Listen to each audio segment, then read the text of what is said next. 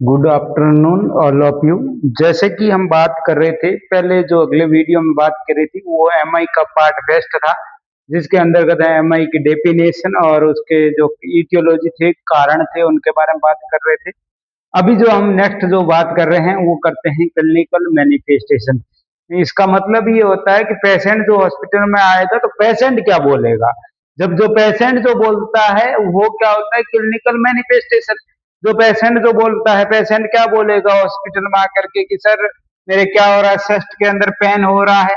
और जो चेस्ट के अंदर पेन हो रहा है वो कैसा हो रहा है, similar to the angina, angina के जैसे ही हो रहा है।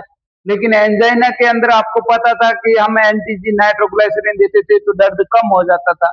लेकिन यहाँ पेन कम होने का नाम ही नहीं लेगा। जब आप एंटीजी दोगे कोई काम नहीं करेगा, क्योंकि पेशेंट कौन सा है, एमआई का है, मायोकार्डियल इन्फेक्शन है। और यहाँ पे देखिएगा, but more severe cause the numbness और left upper limb, left upper limb के अंदर क्या हो जाएगा, नंबरनेस हो जाएगा, सुनापन पड़ जाएगा। जो लेफ्ट आर्म है उसके अंदर नंबरनेस आएगी, सुनापन हो जाएगा। ये कंडीशन हमको देखने को मिलेगा। फिर हमने बात की इसका जो ड्यूरेशन है, ये मोर देन 50 मिनट, 15 मिनट से ज्यादा चेस्ट पेन होगा इसमें। 15 मिनट से ज्यादा क्या होगा, चेस्ट पेन होगा। और पेन भी कैसा होगा, मोर सीवियर, सीवियर नहीं मोर सीवियर होगा, 15 मिनट से भी ज्यादा होगा। Not does not relief by the NTG, आप एंटीजी नाइट्रोग्लिसरीन देने से कुछ भी फर्क नहीं पड़ेगा। आपने उसको टंग के नीचे रखा, एंटीजी कोई भी फर्क नहीं पड़ रहा है। 15 मिनट से ज्यादा ड्यूरेशन लेने के बाद में भी भाई क्या बोल रहा है, दर्द कम नहीं हो रहा है। रिक्वायर हमको क्या चाहिए, मोरफिन सल्फेट देनी पड़ेगी। इतना दर्द होता है कि मोरफिन सल्फेट देनी पड़ेगी। मोरफिन सल्फेट क्या करेगा, एक तो ऑक्सीजन सप्लाई करवाएगा, दूसरा हमारा वेजो डायलेशन का काम करेगा। वेरी इंपॉर्टेंट है। मोरफिन क्या काम करेगा, एक तो ऑक्सीजन सप्लाई बढ़ा देगा और दूसरा हमारा क्या कर देगा, वेजो डायलेशन कर देगा। किसकी वेजो डायलेशन करेगा, कोरोनरी आर्टरी की। किसकी करेगा, कोरोनरी आर्टरी, जो कि सप्लाई कर रही है पूरी। इसमें फिर पेशेंट के अंदर क्या बोलेगा, हम देखेंगे तो हार्ट बीट बढ़ी हुई रहेगी या फिर हार्ट बीट घट जाएगी। स्टार्टिंग के अंदर जब हार्ट बीट बढ़ जाती है, लेकिन धीरे धीरे पूरी हमारा डैमेज हो जाएगा, मायोकार्डियल सेल और टिश्यू तो डैमेज हो जाएगा। रेस्पिरेटरी सिस्टम के यदि सिम्टम देखेंगे तो पेशेंट क्या बोलेगा, टेकिकार्डिया हो रहा है, हार्ट बीट जो रेस्पिरेशन रेट बढ़ गई है और उसको सांस लेने में तकलीफ हो रही है, जो डिफिकल्टी ऑफ द ब्रीथिंग हो रही है। और साइनोसिस हो रहा है, उसके अंदर जो स्किन का कलर है वो चेंज हो रहा है, साइनोसिस हो रहा है, क्योंकि ऑक्सीजन सप्लाई सेल और टिश्यू तक नहीं पहुंच पा रही है, साइनोसिस हो रहा है। और रेस्पिरेटरी सिस्टम के अंदर हमें कैसा सुनाई दे रहा है, क्रैकल लंग्स के अंदर सुनाई दे रहा है, जैसे निमोनिया हो चुका है, पानी से पूरा लंग्स भर जाएगा। यहाँ पे हमारा पूरा लंग्स जो है आगे पंपिंग नहीं कर पाएगा, क्योंकि हमारे पल्मोनरी आर्टरी से ब्लड सप्लाई पूरी तरीके से वापस नहीं जा रहा है, वेन से वापस नहीं आ पा रहा है, पूरा लंग्स भर जाता है। इसलिए साउंड कौन सा आएगा, क्रेकल जो है लंग्स के अंदर होगा।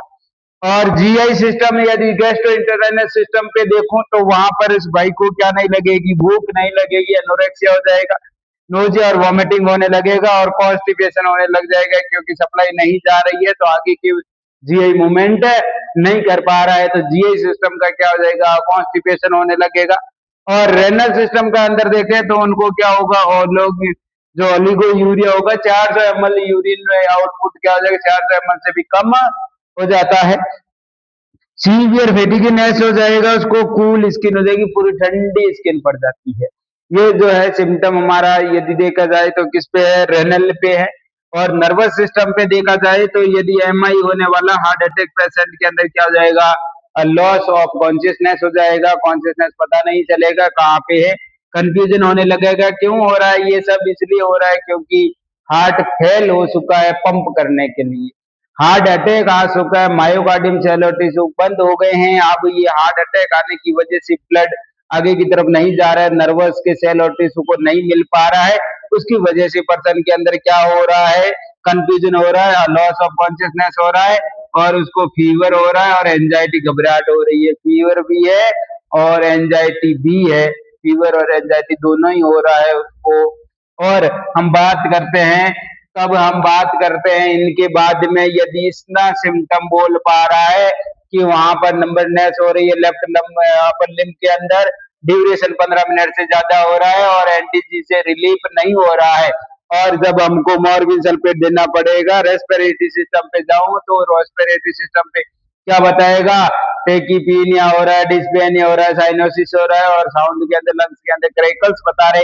ये सारे के सारे सिम्टम किसके, हमारे एमआई मायोकार्डियल इंफेक्शन के हैं। और फिर हम बात करते हैं, इतना कुछ करने के बाद में अभी भी हमको कंफर्म नहीं हुआ है कि बीमारी क्या है, तब हमको क्या करना पड़ेगा, डायग्नोसिस करना पड़ेगा। डायग्नोसिस हम क्या करेंगे, पेशेंट से हिस्ट्री कलेक्शन करेंगे। ये हिस्ट्री कलेक्शन कर दी हम, फिजिकल एग्जामिनेशन करेंगे, देखेंगे क्या पता हमारे बॉडी के अंदर एडिमा वगैरह नहीं हो गई है, यूरिन आउटपुट कितना आ रहा है, क्या क्या नहीं हो रहा है, फिजिकल एग्जामिनेशन करेंगे। फिर हम क्या करेंगे, ईसीजी करवाएंगे उसका।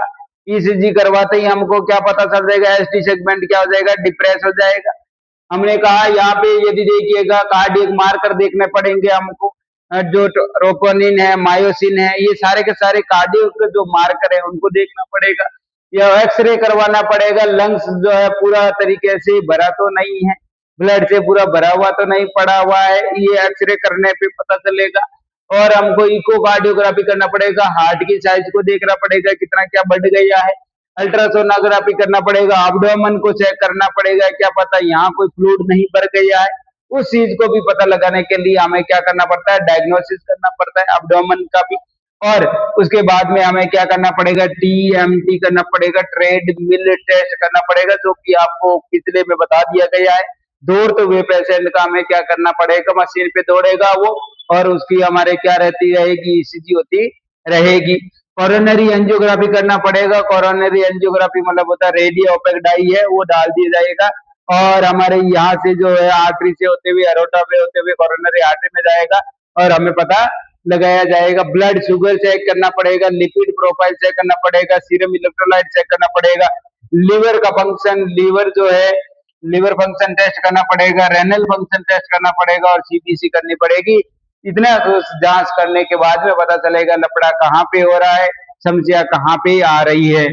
इनके बाद में ये जो डायग्नोसिस किया है, अभी हमें पता चला है कि एमआई का पेशेंट है और एमआई का पेशेंट का पता चलने के बाद में मैनेजमेंट करना है। आपको ज्यादातर कौन सी पोजीशन देनी है, फाउलर पोजीशन दे देनी है पेशेंट को, और उसके जितने भी पहने हुए क्लॉथ है उनको क्या कर देना है, लूज कर देना है क्लॉथ को, और ऑक्सीजन एडमिनिस्टर कर देनी है, और क्या दे देनी है, थ्रोम्बोलाइटिक, ताकि थ्रोम्बस जो भी ब्लड वेसल्स में बना है वो क्या हो जाएगा, टूट जाएगा। इसलिए हम क्या देंगे, थ्रोम्बोलाइटिक, जो कि कौन सी होती है, स्टेप्टोकाइनेज। कौन सी होती है, स्टेप्टोकाइनेज होती है। एस्प्रिन दे देंगे, ब्लड को पतला बनाए के रखेगी, और मोरफिन सल्फेट दे देंगे, इंपॉर्टेंट है। एमआई के अंदर क्या देते हैं, दर्द देता है, पेन हो रहा है तो क्या दे देते हैं, मोरफिन दे देते हैं।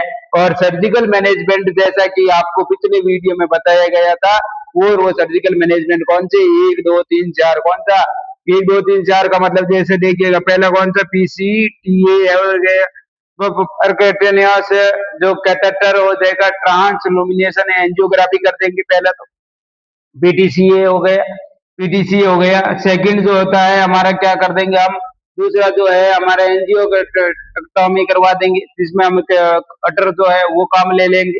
थर्ड जो है वो हमारा क्या कर देंगे, कोरोनरी स्टेंट डाल देंगे। क्या डाल दिया जाएगा, स्टेंट को डाल दिया जाएगा। स्टेंट डाल करके हम उसी जो कोरोनरी आर्टरी है उसी का क्या कहता रहेगा, डायलेट होता रहेगा। इस तरीके से स्टेंट को डाल दिया जाएगा और फिर हम क्या कर देंगे, कोरोनरी आर्टरी बाईपास ग्राफ्ट कर देंगे। क्या कर देंगे, कोरोनरी आर्टरी में यहाँ पे ऑब्स्ट्रक्शन हुआ है तो अगली कोरोनरी आर्टरी को हम क्या कर देंगे, अरोटा से कनेक्ट कर देंगे, जिससे पूरा ब्लड वापस जो है वो वहां अरोटा से सीधा उसके जहाँ ब्लॉक हुआ है उसके आगे फिर वो ब्लड वापस सप्लाई होने लग जाएगा। जैसे मान लीजिए ये यहाँ पे है तो ये अरोटा से यहाँ से आते हुए ये क्या हो जाएगा, आगे की तरफ ब्लड वापस हार्ट को मिल जाएगा। इस तरीके से करते हुए ये हमारा जो है पूरा एमआई का मैनेजमेंट हुआ है।